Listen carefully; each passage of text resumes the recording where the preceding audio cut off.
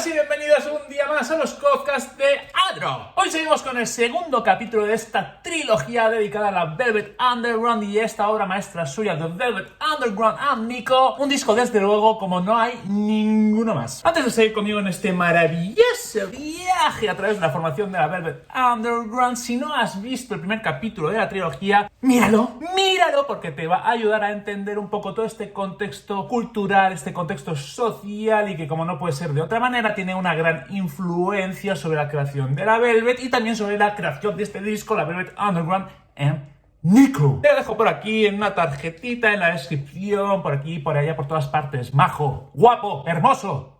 ¡Que es viernes! ¡Coño! ¡Alegría!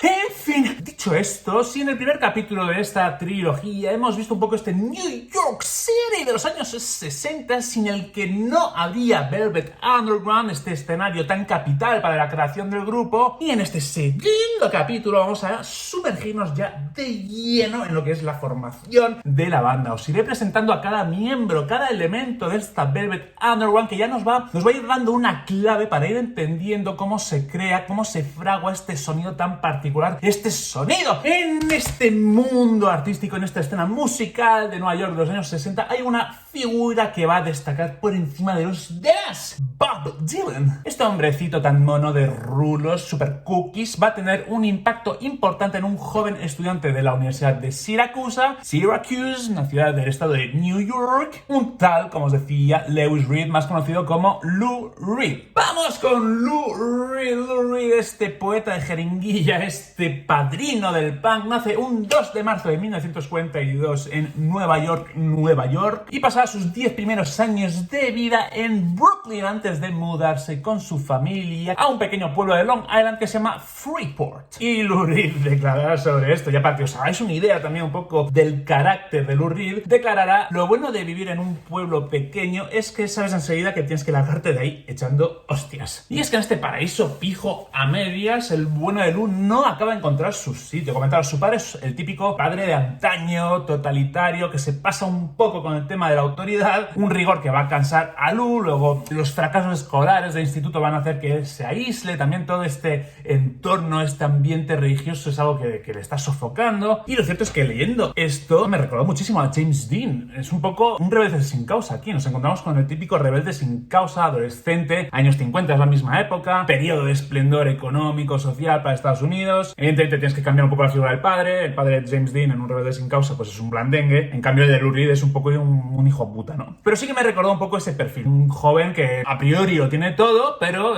pues se aburre como una ostra. Y acaba un poco hasta los cataplines.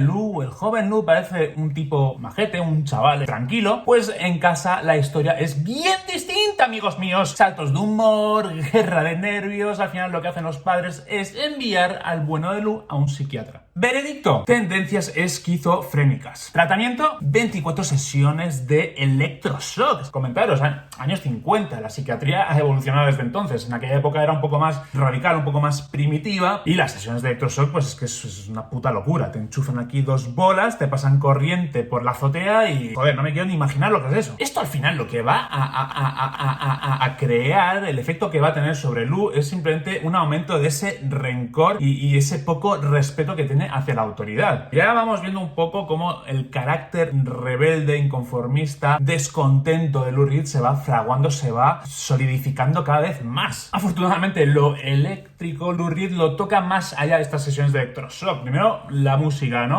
Muy temprano Lou Reed le da a la música, le da a la guitarra, y ya con 16 años va a tener su primer EP. Y por otro lado, ya en la universidad va a encontrar esa electricidad en la literatura, y más concretamente en la literatura de Allen Ginsberg, este poeta de la generación beat que hemos visto en el primer capítulo. Un Ginsberg, suscríbete.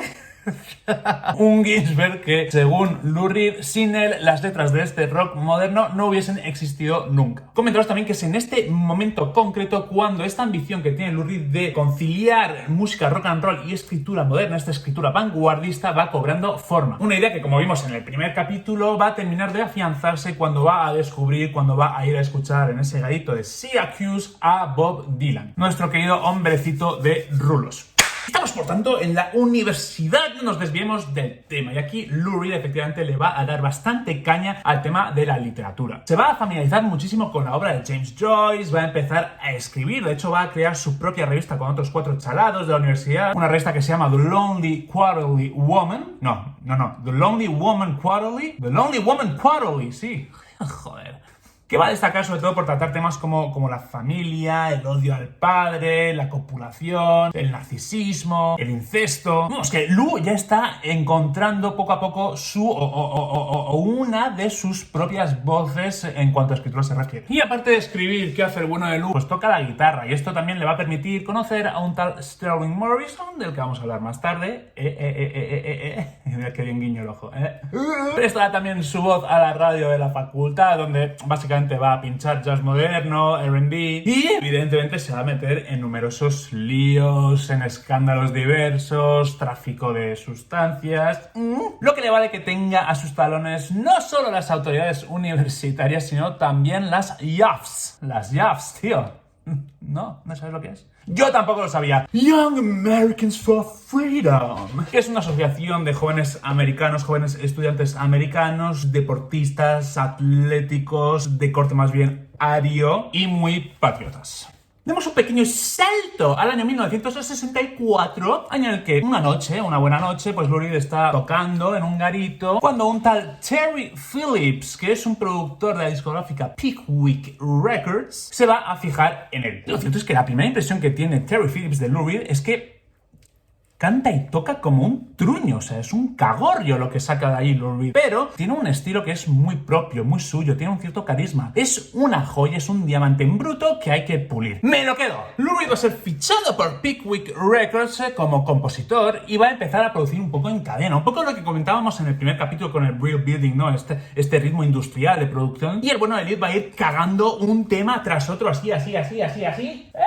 Temas como Sneaky Pete, Style Annie y sobre todo The Ostrich, este tema en el que Terry Phillips ve cierto potencial. ¡Oh my God! Terry Phillips va a decir, joder, este tema tenemos que tocarlo en directo. Y va a decir, Lou Reed, vas a crear un grupo que se va a llamar The Primitives y vamos a encontrarte un par de músicos para acompañarte en directo. Uno de ellos se llama John Cale, y el encuentro de John Cale con Lou Reed básicamente lo que va a hacer para ambos es cambiarles la vida. Estos dos melenudos van a congeniar súper bien. También que en la primavera del 65 van a ir con sus maletas y se van a mudar a un piso, una choza de mierda en el Lower East Side de Manhattan, concretamente en Ludlow Street. En el metro se cruzarán con Sterling Morrison. ¿Os acordáis? Sterling Morrison, este guitarrista, este chaval con el que coincidió Lou Reed en la universidad. Un Sterling Morrison que acabará uniéndose a estos Primitives que componen por ahora John Cale y Lou Reed.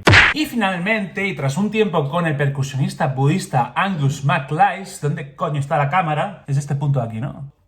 ¡Hello! Después de un tiempo con este percusionista budista Angus MacLeish, van a dar con una joven batera de 22 años que se llama Maureen Moe, de su apodo Moe Tucker, que tiene en Bo Diddley, este artista mítico de rock and roll y R&B, y la música africana, estos ritmos africanos, sus principales influencias. Por tanto, ya tenemos aquí a esta banda de Primitives en este momento al completo, con Lou Reed, John Cale, Sterling Morrison y Moe Tucker. Veamos ahora un pelín más en detalle cada personaje, cada elemento, para entender este melting pot, este cruce de influencias y de gustos que van a tener, que van a dar como resultado a este sonido mestizo que va a caracterizar tanto a la Velvet Underground. John Cale. John Cale es un joven melenudo que es originario del pueblo de Garnan en el país de Gales. Y ya muy joven va a empezar a darle al órgano, al piano en la iglesia de su pueblo. Iglesia donde va a sufrir los abusos de su cura. Entonces todo el tema de la religión ya a tomar por culo. John Cale es un chaval que es solitario, que tiene una salud muy frágil y va a ir encontrando refugio principalmente en el piano y por otro lado en un jarabe a base de opio. Y esto va a marcar un poco el inicio de una relación bastante intensa en John Cale entre la música y las drogas. Si os estáis fijando, estamos hablando aquí mucho de piano, de órgano. Al final, la formación musical de John Cale se inclina más hacia lo clásico. Él, de hecho, su ambición es convertirse en jefe de orquesta de la Royal Academy of Music. El rock and roll se se conoce muy poco en él por ahora, por no decir nada. El caso, el destino va a querer que John Cale acabe aterrizando en la ciudad de Nueva York, donde va a estudiar bajo la docencia de este gurú vanguardista del que hablamos en el primer capítulo, este gurú que es Lamont Young, que le va a iniciar en la música de vanguardia, pero también le va a iniciar en todo el mundo de las drogas. Y de hecho, John Cale, mientras va a estar trabajando en su música, va a trabajar como traficante, como camello, y esto hasta su encuentro con Lou Reed. Un encuentro que, como vimos, se da cuando John Cale es contratado como músico de directo para esta banda de Primitives de Lou Reed. Sterling Morrison. Me tengo que cortar el pelo, vamos, coño. Morrison es un guitarrista, muy buen guitarrista, pero que pasa dos cosas con Sterling Morrison. Por un lado va a estar a la sombra de estas dos figuras carismáticas y emblemáticas, que son Lou Reed y John Cale. Y luego es verdad que en lo musical es muy buen guitarrista, pero es verdad que no tiene ese aporte distintivo como que puede tener, por ejemplo, John Cale con la música clásica o de vanguardia, o Lou Reed con la escritura, o Moe Tucker con estos ritmos más africanos, ¿no? Sterling Morrison es un guitarrista de la hostia, pero sí que va a quedar un poco a la sombra. Al final va a ser un poco como el George Harrison de la Velvet Underground, ¿no? Por hacer un poco un paralelismo. Y bueno, por último, Moe Tucker, que un poco más que añadir, aparte de lo que dije antes, influencias de Bo Diddley, pero sobre todo lo interesante aquí, esta afición por la música africana, estos ritmos africanos más tribales que van a aportar muchísimo al sonido, al ritmo, a la rítmica de la Velvet Underground. Y hablando justamente del sonido de la Velvet Underground, pues metámonos un poco de lleno en este sonido para acabar este segundo capítulo tan maravilloso de esta trilogía. ¡Suscríbete! ¡Suscríbete! Como os comentaba, este grupo en un principio se llama The Primitives, luego pasará a llamarse The Warlocks y ya The Falling Spikes. Esta formación ya empieza a cocer ciertos temas como I'm Waiting for the Man, Heroin, de heroína, aquí ya empezamos a tener jeringuillos de por medio, o Venus in Furs, que son temas que de hecho van a aparecer luego en The Velvet Underground en Nico. Unos temas que al final dan forma a un folk, este folk, ¿no?, que veíamos en el primer capítulo, pero un folk urbano, mórbido, insalubre, que al final es un reflejo de este Nueva York de los años 60, un Nueva York vanguardista y ebulliciente creativamente, muy rico, pero también que llega a ser decadente. Dentro de la Velvet parece que hay buen ambiente, hay química, incluso democracia. De hecho, John Cale canta en la mitad de los temas, pero parece que también en ciertos momentos resurge ese carácter malhostiado de nuestro querido Lou Reed. Se dice que cuando alguien daba una nota falsa, pues Lou se ponía en plan hijo puta, hacía bromas de muy mal gusto sobre sus compañeros y hacía un poco oficio de tirano incluso. El caso es que hay cierta química creativa y entonces aquí cuando juntas músicos de mucho talento, cuando hay química creativa, cuando hay una conexión y que son influencias tan dispares, al final el resultado es un sonido totalmente peculiar, original y novedoso. Entonces si vemos estos cuatro elementos, por un lado tenemos a Lou Reed, que tiene este afán por fusionar esta música rock con esta escritura más de vanguardia, esta poesía. Entonces tenemos aquí a Lou Reed en esta esquina que aporta más la parte lírica, ¿no?, la parte de escritura, del texto, de la poesía. Por otro lado tenemos en esta esquina a John Cale, que nos viene con su formación de música clásica, que además ha completado con esta música de vanguardia bajo la docencia de Lamont Young. Música clásica versus rock and roll, eso sí, música de vanguardia con poesía, escritura de vanguardia. También tenemos en esta esquina inferior a Moe Tucker, la batera, que efectivamente Bo Diddley no es una influencia que sea así muy original, pero sí que está por otro lado esta música africana, estos ritmos africanos más tribales y que van a tener una marca muy distintiva en el sonido de la Velvet. Y para terminar, en esta esquinita tenemos a Sterling Morrison, que en cuanto a originalidad pues no es el que más aporta, pero no deja de ser un guitarrista de puta madre. Cuatro elementos, por tanto, que aportan sus gustos y estas influencias tan dispares, pero que encima están metidos de lleno en este ambiente, en este Nueva York tan ebulliciente, tan rico, tan diverso creativamente, y que además está pasando por mogollón de cambios a nivel social, a nivel cultural. Es una verdadera montaña rusa lo que está pasando en estos años 60, ¿no? Tenemos la Guerra Fría por un lado, este inconformismo, estos rebeldes sin causa que están hasta los cojones de los valores tradicionales de la sociedad americana, están aburridos, está también en auge el movimiento hippie por las protestas de la guerra de Vietnam. En fin, que sean todos los ingredientes para crear un sonido que no se había visto nunca, y un sonido además que va a funcionar y va a ser muy influyente. Un sonido, por tanto, que se va fraguando en este piso mugriento de Ludlow Street en el Lower East Side de Manhattan, un piso en el que de hecho es donde va a nacer este nombre de la Velvet Underground. Resulta que Velvet Underground es el título de un ensayo de un periodista americano que se llama Michael Haig. ¿Y qué hace Michael Haig en este ensayo? Pues es una sucesión de anécdotas y de estudios sobre el comportamiento sexual un poco fuera de norma que se está dando en Nueva York. Sadomasoquismo, intercambio de parejas, cosas que incluso hoy en día quedan un poco tapadas o pueden chocar, pues imagínate hace 60, 50 años. ¿Qué pasa? Que Tony Conrad, un amigo de John Cage, encontró el libro en la calle y un día pues se lo dejó en Ludlow Street. Lou Reed y compañía vieron el libro y al final pues tanto el contenido de estos ensayos como el nombre, así como la portada, que es un látigo y unas botas, pues resultaron muy sugerentes para la banda y al final se quedaron con el nombre. ¡Y ya está! ¡Y ya está!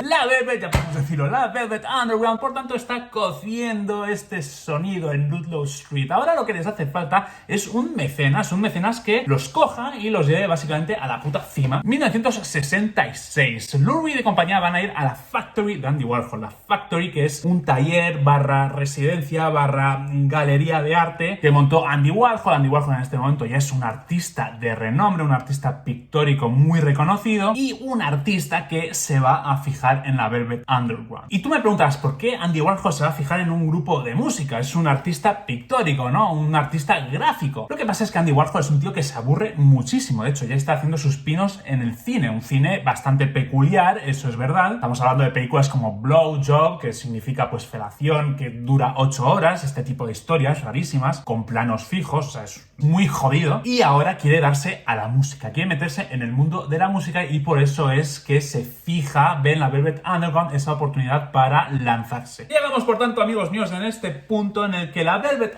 Underground, ya con el nombre Velvet Underground, está consolidada como banda y está ya desarrollando este sonido. Un sonido, además, en el que se va a fijar Andy Warhol. Andy Warhol, que va a ser este mecenas, va a ser esta personalidad que va a dar el impulso a la Velvet Underground. De este impulso, de la producción de The Velvet Underground a Nico y del rol esencial que tiene Andy Warhol en el éxito de este disco, vamos a hablar en el siguiente y último capítulo de esta trilogía dedicada a la Velvet Underground. Chicos, muchas gracias por haber estado ahí un día más conmigo. Si os ha gustado el vídeo, evidentemente compártelo, dale al like, suscríbete y nos vemos muy prontito ya para esta entrega final de esta maravillosa trilogía. Dicho esto, feliz fin de semana, os quiero.